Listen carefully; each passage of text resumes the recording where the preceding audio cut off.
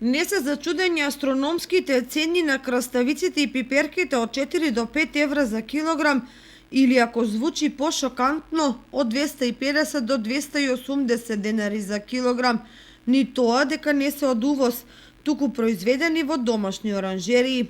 Зачудение е како државата се доведе во ситуација да го уништи производството на храна, па сега најголем дел од граѓаните, бабурите, марулите, краставиците и пиперките, може да ги гледаат само преку излог и да си замислуваат каков е нивниот вкус.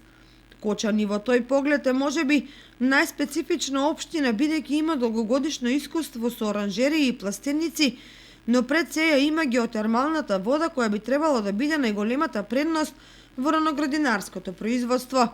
Без оглед на контрапродуктивните препукувања во советот околу цената на кубен метар природно топла вода. Но дали природното богатство и идеалната местоположба сами по себе ќе бидат доволни?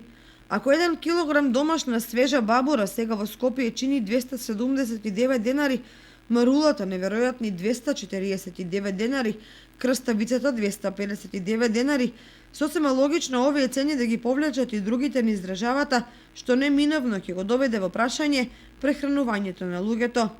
Без разлика што владата ги замрзна цените на лебот, шеќерот, брашното, маслото за јадење, трајното млеко, свежото месо и сувомеснати производи, и сирењето и јурдата, бидејќи само од нив не се живее. Проблемот е екстремно сложен и има длабоки корени. Меѓу суштинските се иселувањето на младите, лошата аграрна политика, немањето стратегија во земјоделското производство, уништувањето на сточниот фонд.